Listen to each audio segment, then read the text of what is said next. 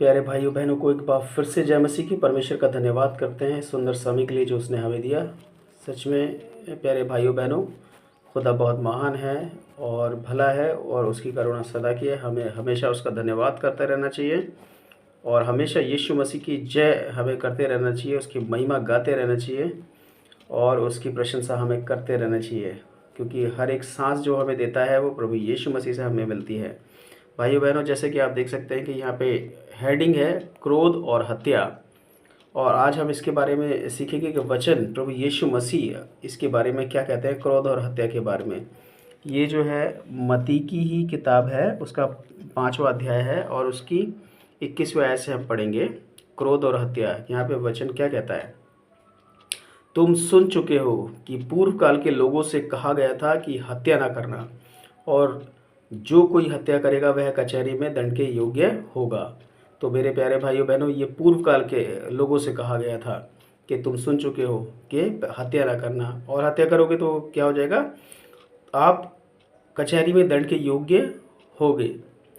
और 22वीं आयत में क्या कहती है, परंतु मैं तुमसे यह कहता हूँ कि जो कोई अपने भाई पर क्रोध करेगा वह कचहरी में दंड के योग्य होगा। ये अब बहुत ज़्यादा स्ट्रिक्ट हो गया है। पहले तो हत्या की बात थी, लेकिन अब वो कहता है अगर कोई अपने भाई पर क्रोध भी करेगा तो क्रोध करेगा वह कचहरी में दंड के योग्य होगा।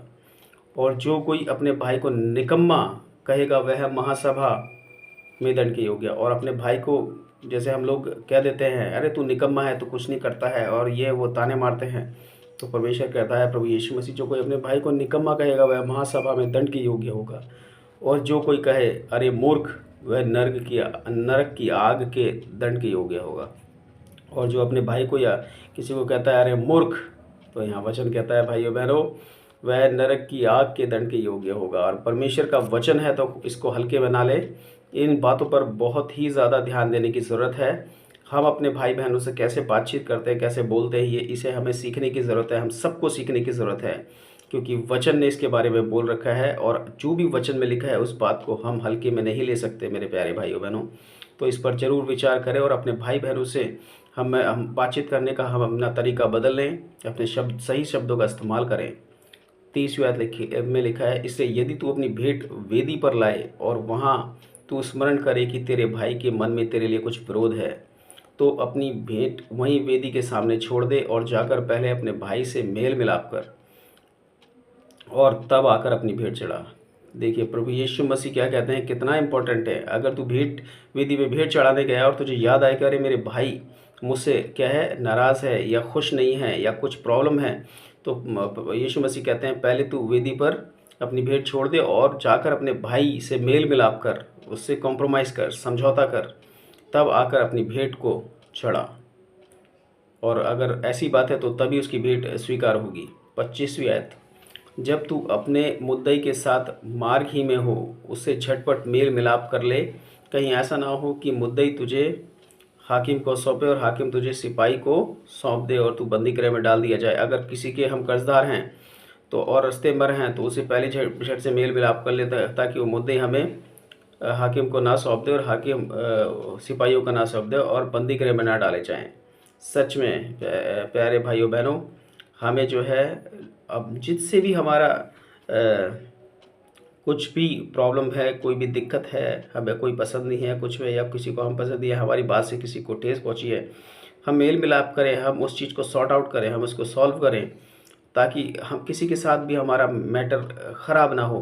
क्योंकि जब हमारा मामला किसी के साथ गड़बड़ होता है तो हमारा मामला परमेश्वर के साथ भी सही नहीं हो सकता मेरे प्यारे भाई बहनों। क्योंकि वचन कहता है जो भाई तेरे साथ में रहता है, जब तू उससे प्यार नहीं कर सकता उस पर, तो फिर मुझसे क्या प्यार करेगा। सच में प्यारे भाइयों बहनों, हमें अपने मैटर्स को सुधारना है, चाहे किसी के साथ भी हो। और हाँ, इसमें बहुत भी परेशानी आती है।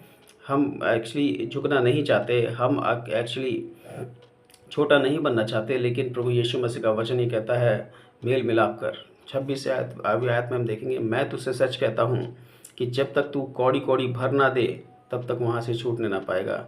तो मुद्दई जिससे तूने मेल मिलाप करना है कर ले, अगर नहीं करा और उसने तुझे सिपाहियों के हाथों में सौंप दिया और तू बंदी गृह में चला गया, तो जब तक तू कौड़ी कौड़ी ना भर दे तब तक वहाँ से छूटने ना पाएगा। ये प्रभु यीशु मसीह का वचन है प्यारे भाइयों बहनों, और अगर ऐसा लिखा है तो ऐसा होना है।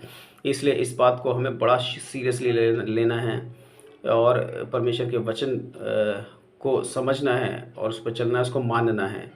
प्यारे भाइयों बहनों, इस वचन के साथ आप सभी को खुदा बहुत आशीष और बरकत दे और आपका दिन बहुत ही शुभ हो, आशीष भरा हो। प्रभु यीशु मसीह के नाम की जय और सभी को जय मसीह की।